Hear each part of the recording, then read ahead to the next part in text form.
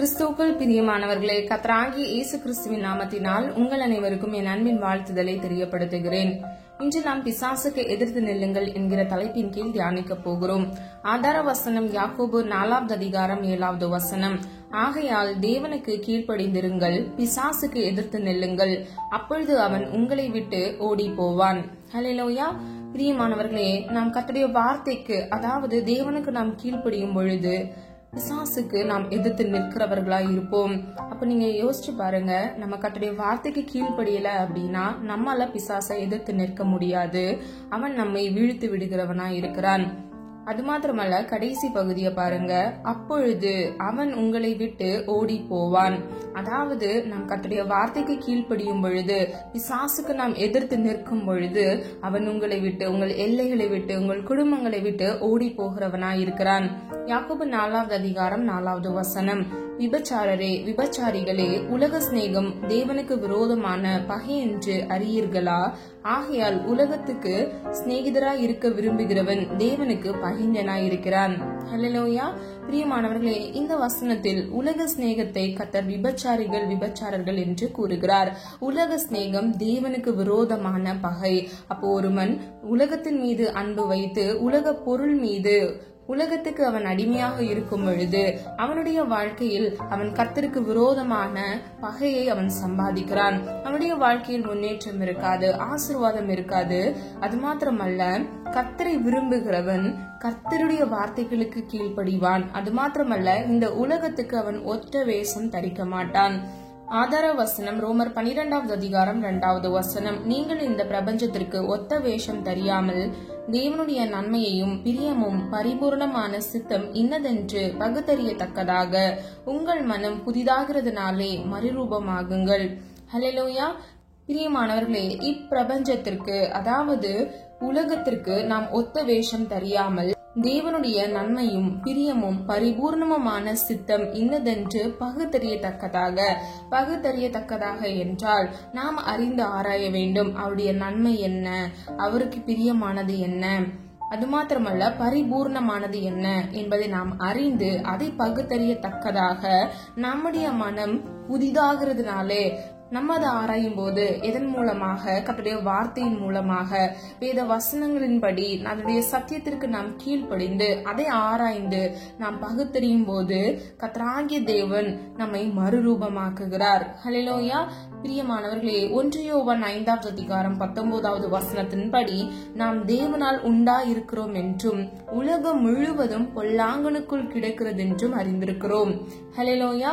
பிரியமானவர்களே, நம்மை பிதாவாகிய தேவன் உருவாக்கி இருக்கிறார். அது மாத்திரமல்ல, உலகம் முழுவதும் பொல்லாங்கனுக்குள், அதாவது மாயையான உலகத்துக்குள், தீமையான காரியங்களுக்குள் இந்த உலகம் சிக்கிக்கொண்டு பொல்லாங்கனுக்குள் கிடக்கிறது என்று நாம் அறிந்திருக்கிறோம் என்று வேதம் சொல்லுகிறது. பிரியமானவர்களே, இப்படி இருக்க நாம் ஒவ்வொருவரும் கிறிஸ்துவுக்குள் இருந்தால் நாம் புதிய சிருஷ்டியா இருக்க வேண்டும். ஆதார வசனம் 2 கொரிந்தியர் 5வது அதிகாரம் 17வது வசனம்.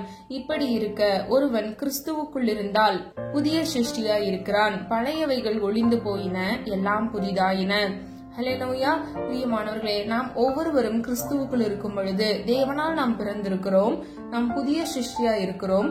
அது மாத்திரமல்ல, நம்முடைய மனம் புதிதாகிறதுனாலே நாம் ஒவ்வொருவரும் மறுரூபமாகிறோம்.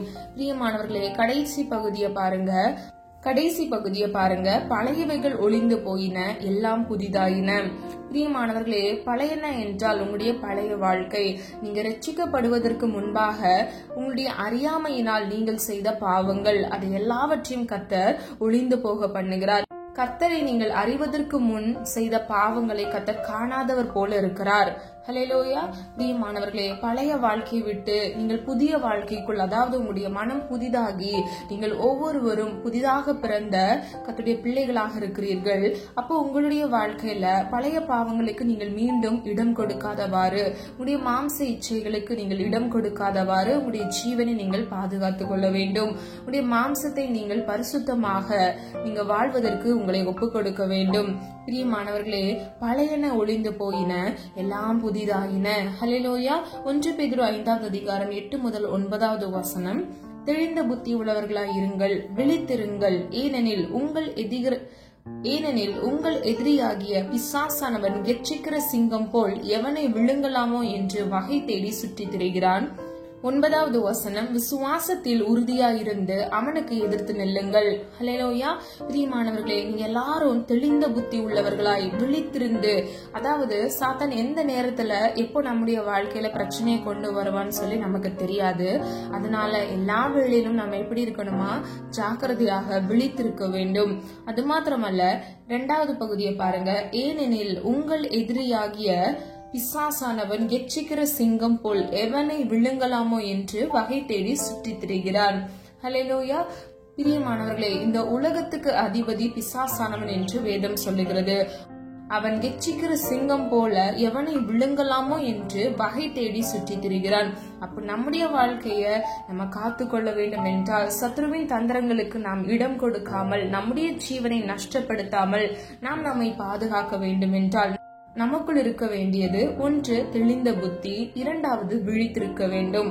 கடைசி பகுதியை பாருங்க. விசுவாசத்தில் உறுதியா இருந்து அவனுக்கு எதிர்த்து நெல்லுங்கள். அப்போ நம்முடைய வாழ்க்கையில நம்ம தெளிந்த புத்தியும் விழித்திருந்து விசுவாசத்தில் உறுதியாக இருந்து நாம் பிசாசுக்கு எதிர்த்து நிற்க வேண்டும். இன்னைக்கு அநேக பேர் பயத்துல இருக்கிறாங்க. சாத்தானா, ஐயோ எனக்கு பயம் அப்படின்னு சொல்லிட்டு அவங்க அதை புறம்பே தள்ளி அந்த காரியத்தை விட்டு விலகி போவாங்களே தவிர அவனுக்கு எதிர்த்து நிற்க மாட்டாங்க. பிரியமானவர்களை, நீங்கள் சாத்தானுக்கு எதிர்த்து நிற்க வேண்டும். நீங்கள் ஒவ்வொருவரும் கர்த்தருடைய பிள்ளைகளாக இருக்கிறீர்கள். தேவன் உங்களை சிருஷ்டித்திருக்கிறார். நீங்கள் புதிதாக பிறந்த கர்த்தருடைய பிள்ளைகளாக, அவருடைய சுதந்திரவாளிகளாக இருக்கிறீர்கள். அப்போ நீங்க விசுவாசத்தோடு தெளிந்த புத்தி உள்ளவர்களாய் நீங்கள் விழித்திருந்து ஜாக்கிரதையாக பிசாசுக்கு எதிர்த்து நிற்கிறவர்களாக இருக்க வேண்டும். விசுவாசத்தை நீங்கள் காத்துக்கொள்ள வேண்டும். அப்பொழுது சாத்தான் உங்களை விட்டு ஓடி போவான்.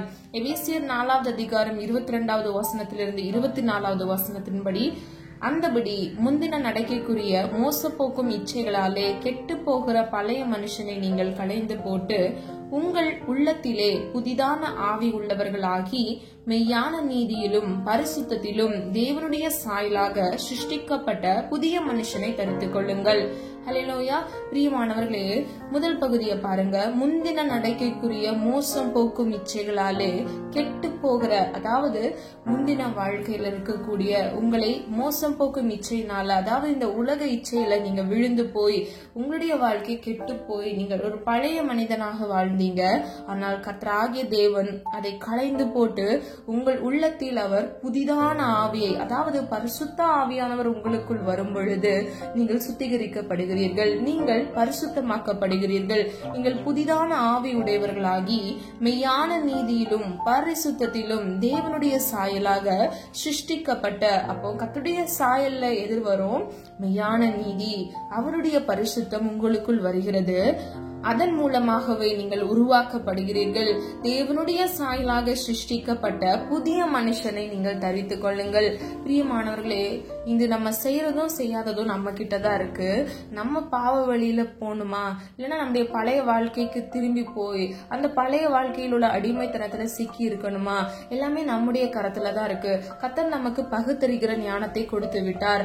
நல்லது எது கெட்டது எது என்று நம்ம எல்லாருக்கும் தெரியும். யாருமே கர்த்தருடைய சமூகத்துல போய் ஐயோ எனக்கு தெரியாது, நான் தெரியாம பண்ணிட்டேன் அப்படின்னு சொல்லவே முடியாது. நமக்கு தெரியும்.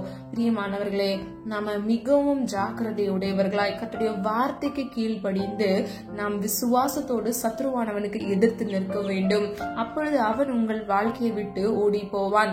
பலர் என்ன செய்யறாங்க, அதோடி வாழ பழகி விடுறாங்க. அது நிமித்தமாகவே சாத்தான் அவர்களோடு போராடி அவர்களுடைய வாழ்க்கையை சீர்குலைத்து விடுகிறது.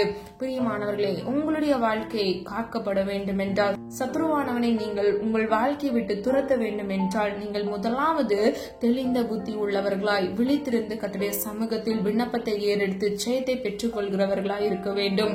விசுவாசத்தில் நீங்கள் உறுதியாய் இருக்கும் பொழுது சாத்தானுக்கு நீங்கள் எதிர்த்து நிற்க முடியும். நம்ம முதலாவது பார்த்தது போல யாக்கோபு 4வது அதிகாரம் 7வது வசனத்தின்படி, தேவனுடைய வார்த்தைக்கு நீங்கள் கீழ்ப்படியும் பொழுது நீங்கள் பிசாசுக்கு எதிர்த்து நிற்பீர்கள். அப்பொழுது அவன் உங்களை விட்டு ஓடி போவான். நீங்கள் ஆசீர்வாதமாக இருப்பீர்கள். ஹல்லேலூயா. அது மாத்திரமல்ல, மெய்யான நீதியிலும் பரிசுத்தத்திலும் நம்ம தேவனுடைய சாயல சிருஷ்டிக்கப்பட்ட புதிய மனுஷனை நாம் தரித்து கொள்ள வேண்டும். ஹல்லேலூயா. பிரியமானவர்களே, உங்களை கர்த்தரிடத்திலிருந்து விலக்குகிற காரியங்களை இன்று விட்டு விடுங்கள். பரிசுத்தத்தை காத்துக் கொள்ளுங்கள். சாத்தானுக்கு எதிர்த்து நில்லுங்கள். பிசாசானவன் உங்களை விட்டு ஓடி போவான். உங்களுடைய வாழ்க்கையை கர்த்தர் ஆசீர்வதித்து பாதுகாப்பார். ஜெபம். அன்பின் பிதாவே, அப்பா, எங்களை வந்து கரத்துல ஒப்பு கொடுக்கிறோம். அறிந்தும் அறியாமல் செய்த தவறுகளை மன்னிங்க தகப்பனே. எங்களிடத்தில் அநேக குற்றங்கள் உண்டு, குறைகள் உண்டு அப்பா. தயவாய் மன்னிங்க தகப்பனே. நீர் விரும்புகிற பரிசுத்தம் எங்களுக்கு இருக்கணும் அப்பா. தேவனுடைய வார்த்தைக்கு நாங்கள் கீழ்ப்படிய வேண்டும் ஆண்டவரே. பிசாசுக்கு எதிர்த்து நிற்க வேண்டும் அப்பா. என்னுடைய வாழ்க்கையில இருக்கக்கூடிய எல்லா மறைவான பிசாசின் தந்திரங்களை இயேசுவின் நாமத்துல நிர்மூலமாக்கி போடுங்கப்பா. உலகத்துக்கு ஒத்த வேஷம் தரிக்க கூடாது தகப்பனே. உலக சிநேகம் அப்பா உமக்கு விரோதமான பகை என்று வேதம் சொல்லுகிறது தகப்பனே. நாங்கள் உலகத்தை சிநேகிக்காதவர்களாய் உம்மை மாத்திரம் நோக்கி பார்த்து உம்முடைய சித்தம் செய்து அப்பா உமக்கு பிரியமான பிள்ளைகளாக இருக்க கர்த்தர் தாமே கிருபை செய்வீராக தகப்பனே. எங்கள் ஒவ்வொருவருக்கும் நீர் கொடுத்த வாக்குத்தத்தத்தின்படி அப்பா ஜீவ கிரீடத்தை நாங்கள் ஒவ்வொருவரும் சுதந்திரித்துக் கொள்ளத்தக்க எங்களை தகுதிப்படுத்துங்க தகப்பனே. பாவம் எங்களை மேற்கொள்ள கூடாது. கெர்ச்சிக்கிற சிங்கம் போல எவனை விழுங்கலாமோ என்ற வகை தேடி சுற்றி திரிகிற சத்துருவின் கைகளில் நாங்கள் அகப்படாதவாறு எங்களையும் எங்கள் குடும்பங்களையும் இயேசுவின் இரத்த கோட்டைக்குள் மூடி மறைத்து பாதுகாத்துக் கொள்ளுங்கப்பா. இந்த காணொலியை கேட்டுக்கொண்டிருக்கிற நம்முடைய பிள்ளைகளுடைய வாழ்க்கையில சத்துருவின் போராட்டம் ஏதேனும் இருந்தால் இயேசுவின் நாமத்தினால சகலத்தையும் ஆண்டவரே நீர் மீண்டும் அப்பா அவர்கள் வாழ்க்கையில திருப்பிக் கொள்ளத்தக்கதாக சத்துருவின் தந்திரங்களை நிர்மூலமாக்கி இழந்து போன சந்தோஷத்தையும் சமாதானத்தையும் இரட்டிப்பாக நீர் கட்டளையிட்டு பிள்ளைகளை ஆசீர்வதிக்கும்படியாய் ஜெபிக்கிறேன். முந்தின நடக்கைக்குரிய பழைய மனுஷனை நாங்கள் களைந்து போட்டு உமக்கு பிரியமான அப்பா மெய்யான நீதியிலும் பரிசுத்தத்திலும் ஆண்டவரே தேவனுடைய சாயல நாங்கள் தரித்து கொள்ளத்தக்க புதிய மனுஷனாய் மாற கர்த்ததாமே கிருபை செய்யுங்க தகப்பனே. அழைத்தவர் உண்மையுள்ளவர் ஆண்டவரே. அழைக்கப்பட்டவர்கள் அநேகர், ஆனால் தெரிந்து கொள்ளப்பட்டவர்கள் ஒரு சிலர். இந்த காணொலி என்னோடு இணைந்து கேட்கிற ஒவ்வொரு பிள்ளைகளும் தெரிந்து கொள்ளப்பட்டவர்கள் என்று நாங்கள் விசுவாசிக்கிறோம் ஆண்டவரே. உம்முடைய சித்தம் செய்து சாத்தானுக்கு எதிர்த்து நின்று ஆண்டவரை விடுதலையை பெற்றுக்கொள்ள கர்த்ததாமே கிருபை செய்வீராக. உடைய கருத்தில் எங்களை அர்ப்பணிக்கிறோம், தாழ்த்துகிறோம். ஒவ்வொரு பிள்ளைகளையும் ஆசீர்வதிங்க, பாதுகாத்துக் கொள்ளுங்க. இயேசுவின் மூலம் ஜெபிக்கிறோம் பிதாவே, ஆமென். God bless you. பிரியமானவர்களே, இந்த வீடியோ உங்களுக்கு பிடிச்சிருந்துச்சுன்னா லைக் பண்ணுங்க, சப்ஸ்கிரைப் பண்ணுங்க மற்றும் பெல் ஐகான் கிளிக் பண்ணுங்க. God bless you.